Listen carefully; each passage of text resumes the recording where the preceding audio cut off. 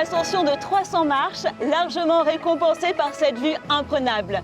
Le phare de la Coube en Charente-Maritime offre un panorama exceptionnel sur un territoire où la nature et les hommes ont laissé leur empreinte. Au programme aujourd'hui, un patrimoine qui évoque les vacances. Nous vous raconterons l'histoire de Saint-Palais-sur-Mer, l'une des plus anciennes stations balnéaires de Nouvelle-Aquitaine.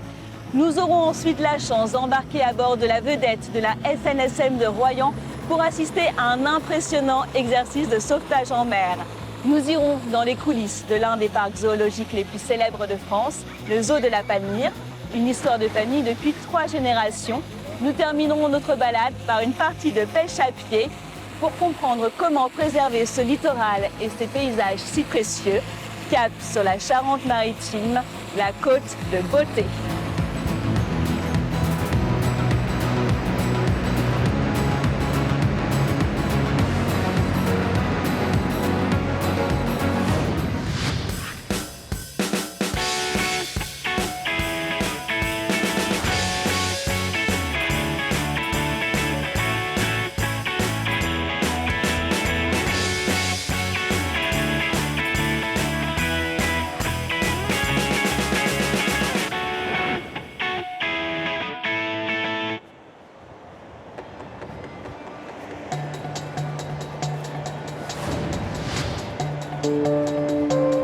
Des carrelets, ces cabanes de pêche à la silhouette caractéristique, de belles plages, des sentiers forestiers, des villages atypiques le long des falaises calcaires, on comprend vite pourquoi depuis 1930, le terme « côte de beauté » désigne les 30 km entre Méché-sur-Gironde et La Palmyre. Mais derrière la carte postale se cache une autre réalité. Le fameux phare de Cordouan rappelle que cette zone, au nord de l'estuaire, est l'un des endroits les plus compliqués pour la navigation. Les sauveteurs en mer savent mieux que quiconque qu'ici la mer peut être dangereuse. Royan, l'un des ports de plaisance les plus importants de Nouvelle-Aquitaine, abrite une station de la SNSM, la Société nationale de sauvetage en mer. Dans une opération de secours, chaque minute compte. Peu importe s'il s'agit aujourd'hui d'un exercice, une fois appelé, chaque membre de l'équipage doit être prêt en moins de 20 minutes.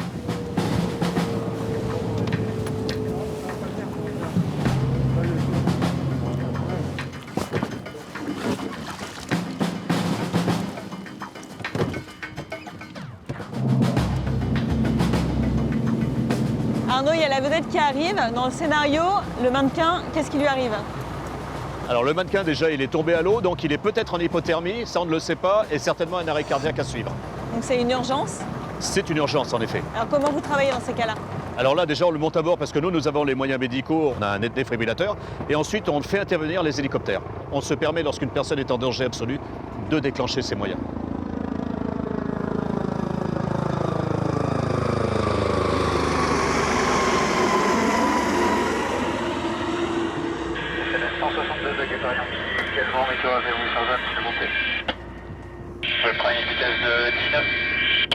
Entendu, 10 nœuds, on met en route tout de suite 10 nœuds, cap au 260.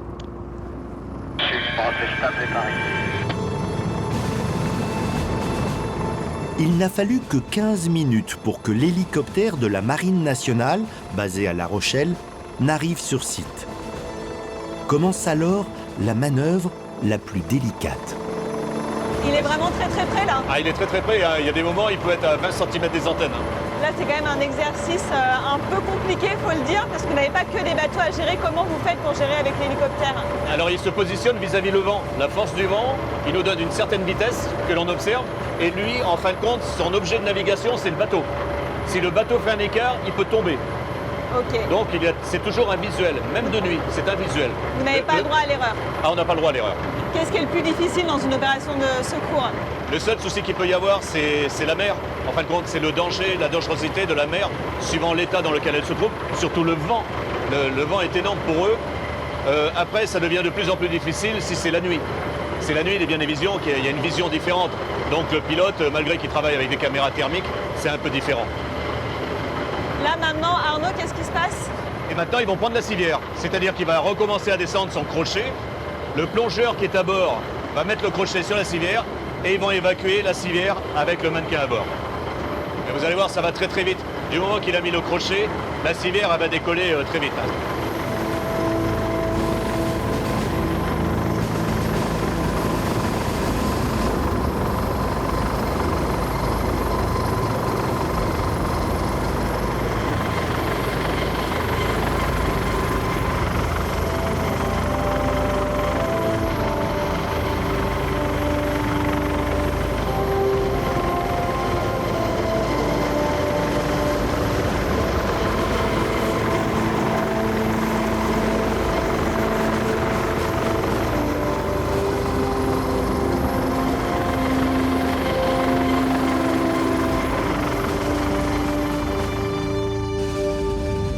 Les premières sociétés philanthropiques de secours en mer remontent au début du 19e siècle.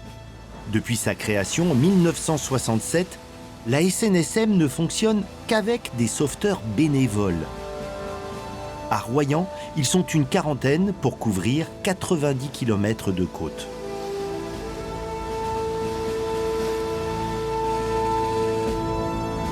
Jean-Michel, qu'est-ce que tu viens chercher ici quand tu montes, quand tu embarques sur la vedette? Je ne sais pas si je dois le dire, mais enfin je vous le dis quand même. C'est quand quelquefois on part en intervention, la journée, la nuit, ça sonne, c'est la montée d'adrénaline qui vous envahit et puis c'est vrai qu'on est différent et on se surprend. On ne s'imagine pas à quel point on peut être résistant, à quel point on peut être appliqué dans les moments où il y a vraiment nécessité d'être actif dans une phase de sauvetage. Enfin, est-ce que tu penses aux dangers, aux risques? D'adrénaline, ça efface cette peur. Sincèrement, je suis tombé à l'eau, moi, c'était mon baptême du feu, 2 mois après être rentré en pleine nuit. C'est costaud comme baptême. Et alors? J'ai été litroyé 8 minutes après par l'hélicoptère Caracal de Tu as Cazaux. testé in situ les litroyages. Voilà, et j'ai pas fait exprès. Hein. Bon, voilà. Est-ce que tu as eu peur à ce moment-là? Non, parce que quand on part, on a confiance. Moi, j'ai confiance dans mes collègues. Je sais que de toute façon, ils vont rien lâcher. On ne peut pas avoir peur. Il faut faire autre chose. Autrement.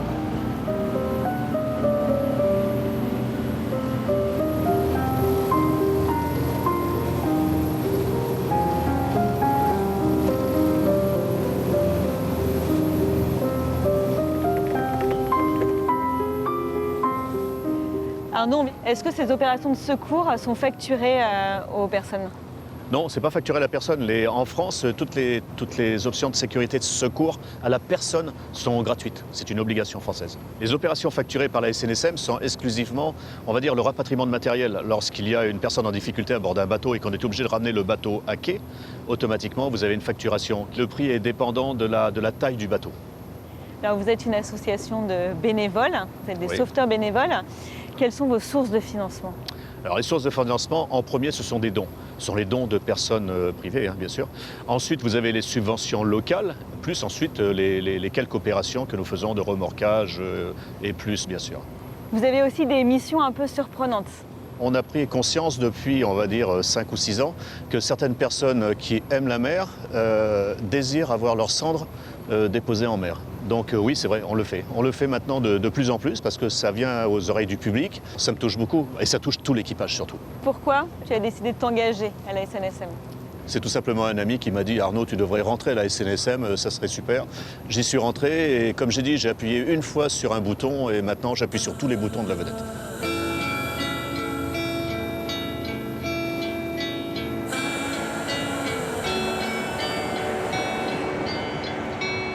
Nous partons maintenant vers un petit joyau de la côte de beauté, Saint-Palais-sur-Mer. Une cité au destin étonnant.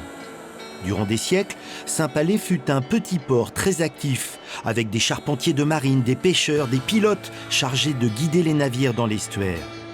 Mais la nature a, comme souvent ici, imposé sa loi. L'envasement progressif du port a tout changé. Stéphane, explique-moi à quoi ressemblait Saint-Palais-sur-Mer au début du 19e siècle. C'est très simple, Saint-Palais-sur-Mer, c'est un désert. Il n'y a rien. Donc les pouvoirs publics constatant ce désert, donc ni agriculture, ni activité humaine, pas d'activité économique, pas d'habitation, Donc prendre la décision, comme ils ont fait dans les Landes, de mettre des semis de pins pour stopper l'avancée des sables, de manière à faire renaître le territoire. Cet écrin vert, ça va attirer les gens pour construire des maisons. Et à partir de ce moment-là, Saint-Palais, en tant que station balnéaire, va commencer à se développer. Alors la beauté du site va attirer les touristes. Est-ce qu'il y a autre chose qui va expliquer ce renouveau? Oui, alors, en fait, on va bénéficier de la mode des bains de mer, en fait, qui a une vocation thérapeutique au départ. Cette mode d'Angleterre qui date de la fin du XVIIIe siècle va peu à peu traverser la Manche. Alors à l'époque, il y a nécessité d'avoir plusieurs équipements pour pouvoir pratiquer la baignade. Donc il faut des endroits pour se changer, des endroits pour ne pas rester trop longtemps au soleil. Donc il va y avoir une construction des petites cabanes individuelles. Ça c'est quand? Ça c'est vers les années 1880. Et puis après, à partir de 1890, il va y avoir des choses un peu plus industrielles, entre guillemets, donc avec des établissements de bains. Et en même temps, toujours cette vocation thérapeutique, c'est-à-dire des bains d'eau de mer chauds ou tièdes, des bains de varech pour soigner, pour améliorer la condition physique. Mais surtout, les gens sont venus chercher du plaisir, la fête. Donc sur cette plage-là, il y a souvent eu des fêtes de plage qui ont été organisées. Alors des concours de saut en sac, des mâts de cocagne, des concours de château de sable, etc. Donc il y avait toute une vie de fêtes, de loisirs sur la plage du Bureau pendant la saison estivale. Voilà.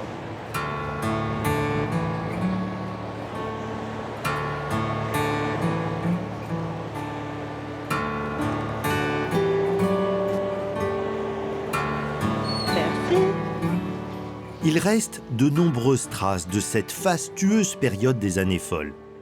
Avant d'abriter une succursale de la Poste, ce bâtiment fut d'abord un restaurant-casino très fréquenté. Alors ici, on surplombe la rue de l'Océan. Donc la rue de l'Océan, c'est vraiment les origines de la station. Donc ça a été la première maison construite en 1861. Et puis il faut savoir que c'est 40% des maisons construites sur le bord de la côte à Saint-Palais qui le sont dans cette rue. Donc c'est vraiment le lieu effervescent de cette époque-là. Saint-Palais-sur-Mer va aussi bénéficier du développement d'une autre ville balnéaire, Royan. À partir de 1890, Royan s'équipe d'un tramway et puis ce tramway va se prolonger jusqu'à la Grande Côte. Donc en passant par Pontaillac, Saint-Palais-sur-Mer. Tout au long du passage du tramway, il va y avoir un développement économique, la construction de résidences secondaires, de lieux de villégiature de plus en plus importantes. Le tramway en 1897, c'est vraiment la naissance et les origines d'un essor incroyable pour notre station. C'est vraiment le grand tournant.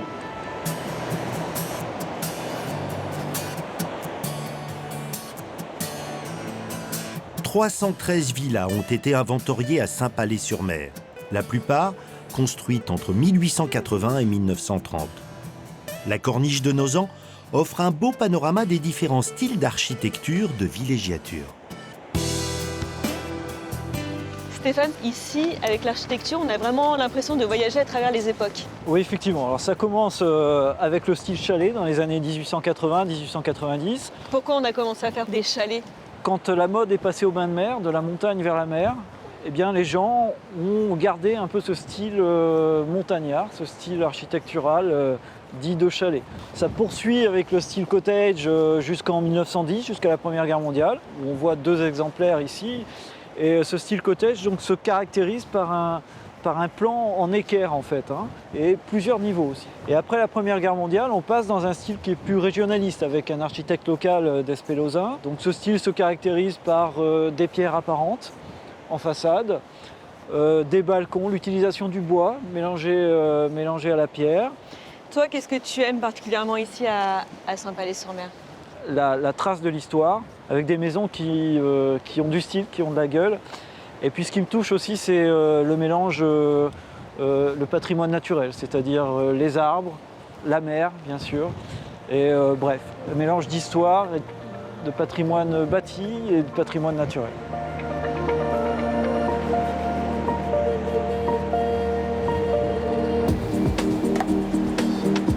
L'essor considérable des stations balnéaires après-guerre a entraîné la création de nombreuses distractions. C'est ainsi que le zoo de la Palmyre a vu le jour en 1966. Aujourd'hui, c'est l'un des sites touristiques phares de Nouvelle-Aquitaine. Il accueille plus de 600 000 visiteurs chaque année. En coulisses, soigneurs, techniciens et vétérinaires prennent soin de 1600 pensionnaires. Thierry, pourquoi tu as anesthésié ce guépard? On a essayé ce guépard pour contrôler un problème qu'on a vu il y a 2 mois. C'est un guépard âgé qui a une douzaine d'années. On s'est aperçu en fait qu'il avait un cancer de l'œsophage. Il n'y a pas de risque qu'il se réveille. Il ne va pas se réveiller maintenant, il n'y a aucun souci. Ok. Donc on va pouvoir l'emmener pour travailler.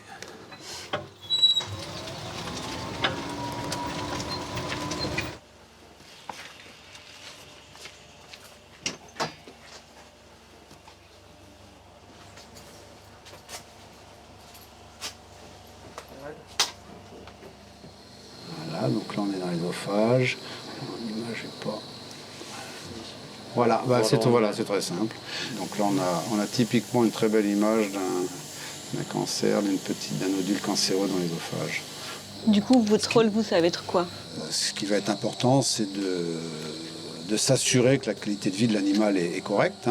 Est-ce que l'extension de ce carcinome va amener des vomissements, va amener une mauvaise prise alimentaire? Est-ce que l'animal va maigrir? Est-ce que ça va être douloureux? Il va falloir évaluer tout ça pour voir un petit peu la fin de vie de cet animal. Thierry, c'est quoi le rôle d'un vétérinaire au quotidien dans un zoo? Après pas mal d'années d'expérience, je dirais que le soin aux animaux sauvages, ça reste toujours très stimulant, très intéressant et primordial. Mais ce qui vient de tête avant, c'est plutôt la prévention, c'est la gestion des groupes, des animaux qui vieillissent, des animaux qu'il faut faire reproduire ou qu'il ne faut pas faire reproduire, tout ça. Et quand on gère bien les groupes et quand on a bien réglé les problèmes d'alimentation, les problèmes sociaux et tout ça, on a quand même moins de pathologies.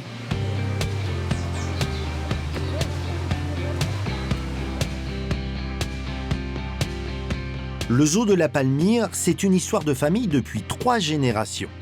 C'est le grand-père de Pierre, Claude Caillé, qui a créé de toutes pièces, au milieu des pins, ce parc zoologique il y a plus de 50 ans. Allez, c'est l'heure. C'est l'heure du goûter. C'est l'heure du goûter. Elles sont curieuses, elles viennent facilement. Ah, complètement, elles sont intéressées, c'est-à-dire que ça participe de la diversité de ce qu'elles peuvent manger, notamment dans la nature. C'est vrai qu'elles sont assez friandes des acacias. Elles sont ici depuis combien de temps, les girafes? Alors en fait, on a des girafes au parc depuis les années 70. En fait, ça fait vraiment partie aussi des espèces emblématiques du parc. Raconte-moi comment ton grand-père a eu l'idée un peu folle de construire un zoo ici en 1966. Ça a commencé avec son beau-frère, en fait, qui travaille déjà avec les animaux, qui avait un petit parc à côté de Limoges. Et donc avec ma grand-mère, ils ont commencé par présenter des animaux dans les écoles, avec un petit camion, quelques animaux, d'école en école. Et puis par la suite, il a eu l'opportunité, en 1966, de créer un parc zoologique à la Palmyre. Puis rapidement, le parc s'est agrandi, ils ont toujours réinvesti dans le parc. Et le zoo de la Palmyre est ce qu'il est aujourd'hui grâce à eux.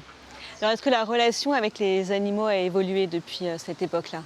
Alors oui, parce qu'on avait un rapport très charnel, en fait, comme des animaux domestiques. La nurserie n'était pas encore en dehors de la maison, donc du coup, tout ce qui était bébé gorille, bébé chimpanzé était élevé un peu comme des bébés humains à la maison. Et du coup, il y a une grande proximité, un grand amour pour ces animaux. Ce qu'on a toujours, mais on a essayé de se détacher un petit peu de ça parce qu'en fait, du coup, les animaux après sont très tributaires de nous en fait. Et certains pouvaient même se désintéresser un peu de leurs congénères. C'est quoi ton premier souvenir au zoo?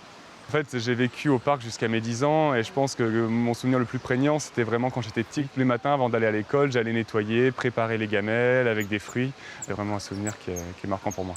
C'est un métier un peu tous les instants. Mon grand-père, jusqu'à ces derniers jours, il venait tous les jours au parc. Oui, c'est quelque chose qui nous prend. Mon père, c'est pareil. Voilà, le parc, c'est sa vie et je pense que ce sera aussi la mienne.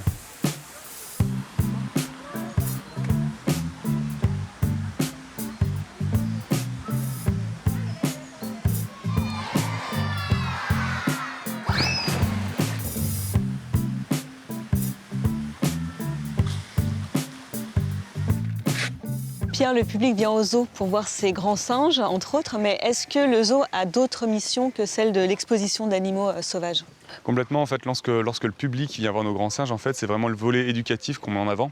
En fait, ce sont des ambassadeurs qui nous permettent justement de parler des menaces qui pèsent sur eux dans le milieu naturel. Mais on a également des missions de recherche et de conservation au parc. Alors, qu'est-ce que tu entends par conservation ? Alors, en matière de conservation, il y a deux choses. La conservation ex situ, donc c'est hors du milieu naturel, c'est ce qu'on fait en parc zoologique quand on fait de la reproduction, quand on gère nos populations en vue de pouvoir les réintroduire dans le milieu naturel. Et ensuite, il y a le volet conservation in situ qui lui se passe dans le milieu naturel. Donc l'idée, c'est vraiment de soutenir des programmes locaux chargés en fait de protéger la faune sauvage dans son milieu d'origine. Est-ce que tu penses que le zoo de la Palmyre va devoir se réinventer dans les prochaines années ?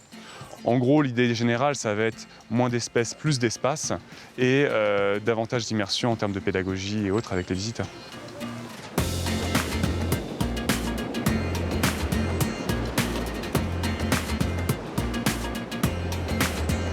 La côte de Beauté regorge d'attraits touristiques. Raphaël et Jérôme empruntent le magnifique sentier des douaniers jusqu'à la plage du Platin pour une partie de pêche à pied sur l'estran. Alors Jérôme, est-ce qu'il y a une technique pour la pêche à pied ? Là, le but, c'est de frôler avec l'épuisette le bord des rochers, là où il y a les algues, et c'est là que les crevettes sont cachées. Donc là, dans ces flaques, c'est principalement ce qu'on recherche, avec parfois quelques crabes.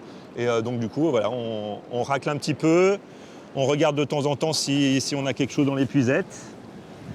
Moi, pour l'instant, j'ai que de l'algue. Hein. Non, c'est pas... C'est vrai que du coup, toi, tu as l'épuisette avec les grandes mailles, donc du coup, les plus petites passent à travers. Qu'est-ce qu'on trouve à marée basse ici comme espèce ? Alors ça va être principalement crabes et crevettes dans les flaques. Du coup, moi, j'en ai attrapé une petite, là, justement. Pour les pêcheurs à pied, on a une réglette qu'on leur donne. C'est les réglettes qu'on trouve où ? Alors, c'est des réglettes qui sont disponibles dans les offices du tourisme, enfin un peu partout. C'est des réglettes qui ont été faites par le parc naturel marin, justement pour montrer un petit peu les tailles à respecter. Elle est un peu juste. Ouais, voilà, celle-ci, il lui manque un bon centimètre. Ah, ouais. Donc celle-ci, elle doit être relâchée. Une crevette à cette taille-là, c'est jamais reproduite.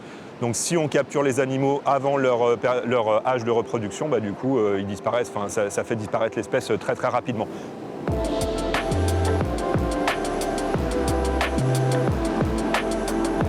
Avec son association, Jérôme œuvre sans relâche pour sensibiliser et éduquer les amateurs de pêche à pied qui sont en France plus de 2,5 millions. Jérôme, quand on pratique la pêche à pied, on a une incidence sur le milieu. On touche notamment aux rochers. Est-ce qu'il y a des choses auxquelles on doit faire attention ? Donc quand on retourne un rocher pour voir ce qu'il y a dessous, il faut absolument bien le remettre dans le même sens à l'endroit où on l'a trouvé. Si on le retourne et qu'on le laisse retourner, on a vraiment un impact très très fort et très long sur la biodiversité. Ça a quoi comme conséquence ? Alors sur un rocher par exemple qu'on vient de retourner, quelques semaines après, les algues qui étaient dessous du coup vont mourir. Les œufs, les petits animaux qui se retrouvent à la lumière vont mourir aussi. Il suffit qu'une personne retourne un ou deux rochers à chaque marée. Comme ça met 2-3 ans à se reconstituer, du coup, voilà, ça a une incidence vraiment très très importante.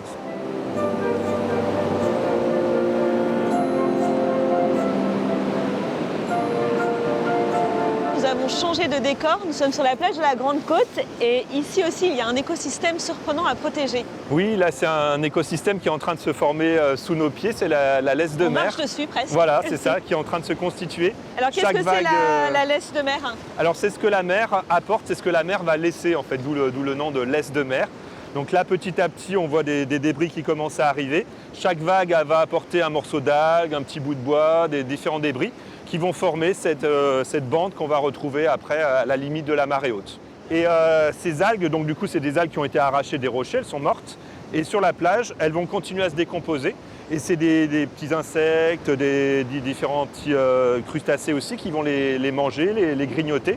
C'est vraiment la base de la chaîne alimentaire de la plage de sable en fait. D'accord. Qu'est-ce qui vient manger ces algues, ces morceaux de bois ? Alors, une des premières petites bêtes, ça va être, je t'en ai ramassé justement, c'est des puces de mer. Alors c'est ce qu'on voit sauter, ça bouge très très vite. En fait, les petites puces de mer, en les grignotant, elles vont les réduire en petites particules.